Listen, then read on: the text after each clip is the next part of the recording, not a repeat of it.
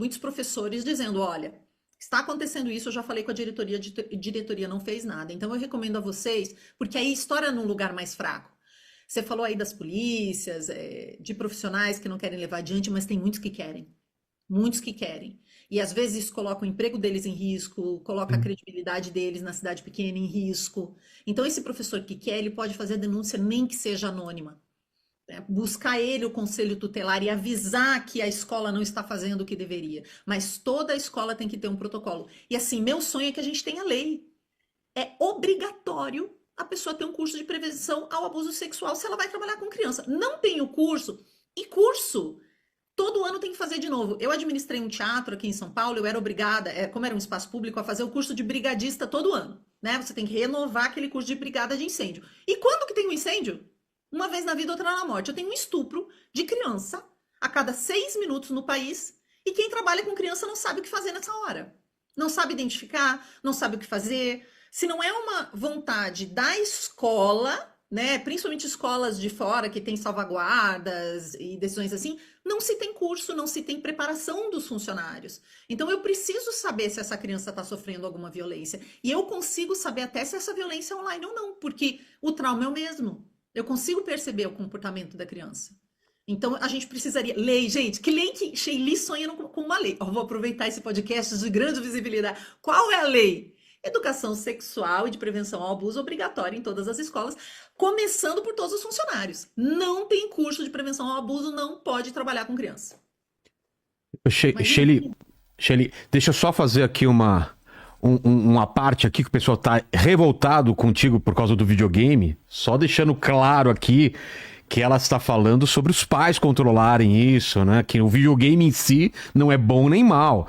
Não é porque o cara joga um jogo de tiro que ele vai sair atirando aí. Então só Eu deixar ia claro fazer isso. esse disclaimer, calma, eu ia fazer esse O pessoal disclaimer. tá revoltado aqui, né?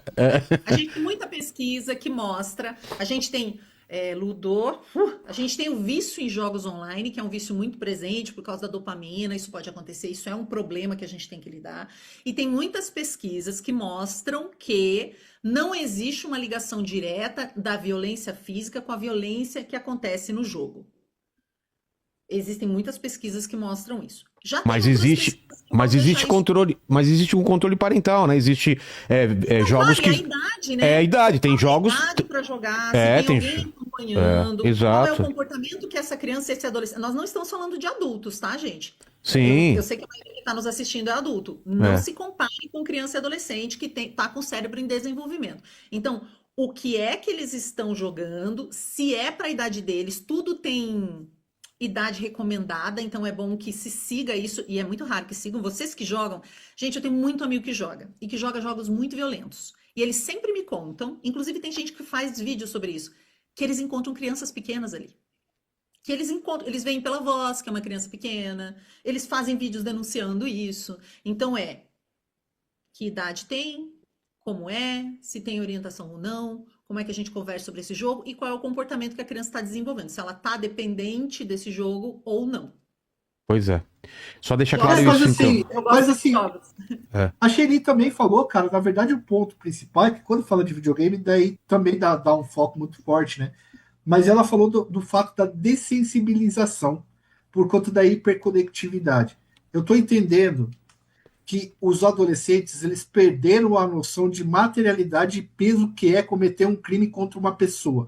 Matar alguém, para alguém dos anos 90 que não viveu essa situação, é um crime completamente hediondo que você fala assim, olha, tirei a vida de uma pessoa, vou ter que lidar com o corpo, com essa morte, com tudo isso daí.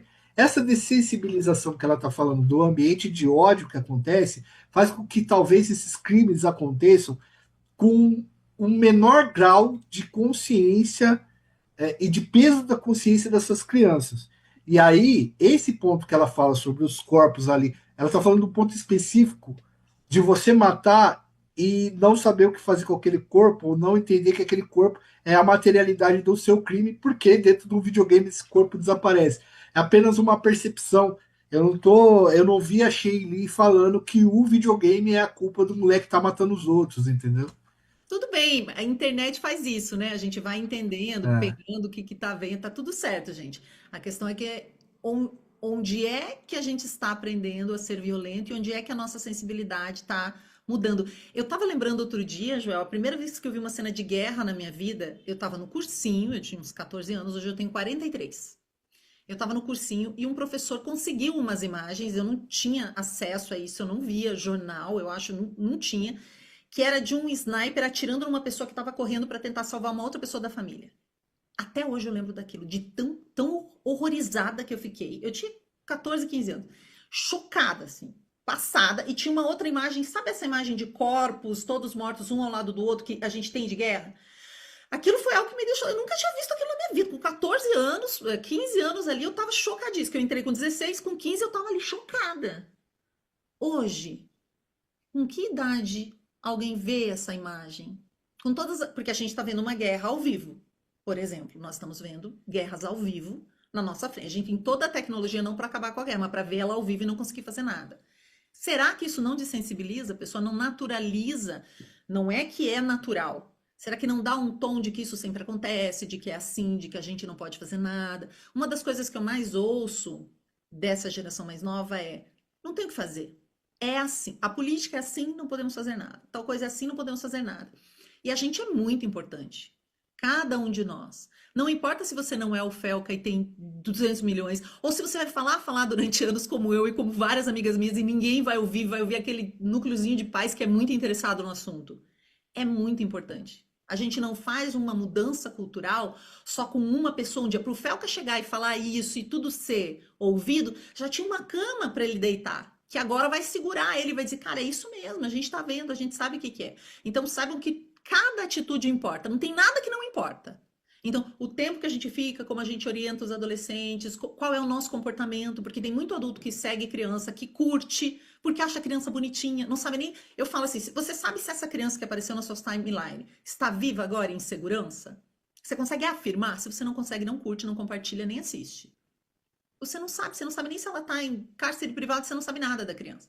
Então, toda a nossa atitude importa, e eu queria muito deixar esse recado para vocês. Não é porque duas pessoas... Ah, não, mas eu nem tenho rede social, Shirley. Fala lá na igreja.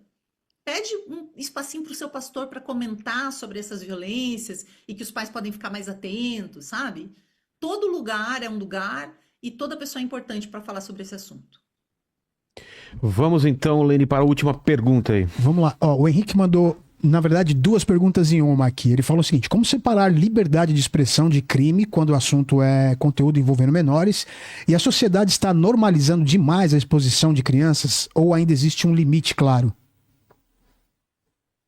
Quem quer falar? Pode ir, Shirley. Liberdade, vamos tentar achar um exemplo prático? O que seria liberdade de expressão? Coloquem aí nos comentários. Uma frase que vocês acham que é liberdade de expressão. Ou uma coisa que seria liberdade de expressão. Vou tentar. Eu dou aula de comunicação não violenta também, né? Nas empresas. Então vamos tentar. Liberdade de expressão. Joel, quando você diz tal coisa, ó, você postou um negócio lá. Eu falo, poxa, Joel, eu discordo disso porque na minha experiência é assim, assim, assim. Acho, inclusive, que essa é a sua opinião. Inclusive, eu já fiz isso com o Joel, não fiz? Já, da Marina. Post, e eu tinha outra informação, porque é uma coisa que eu estudava muito, e eu escrevi para o Joel, falei, Joel, adoro o que você faz. Porém, nesse aspecto, eu acho que essa comparação não é válida por causa disso. Liberdade de expressão. Joel, você é um babaca. Ofensa não é liberdade de expressão. Xingamento não é liberdade de expressão. Xingamento, ofensa, difamação, isso está na lei, inclusive, né? Outro dia eu postei um vídeo de um promotor falando que quem falar mal dos outros num grupo de WhatsApp vai responder juridicamente. Aí as pessoas, mas cadê minha liberdade de expressão?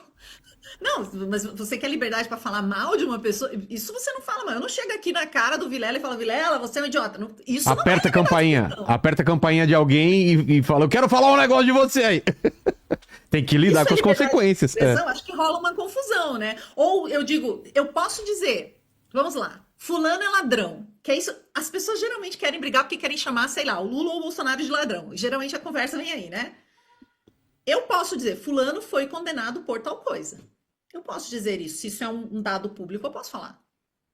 Agora, fulano não merece isso, nem aquilo, ou ele deveria morrer, ou sei lá, isso não é liberdade de expressão. Conseguimos pensar em outro? Alguém mandou aí uma sugestão para a gente analisar?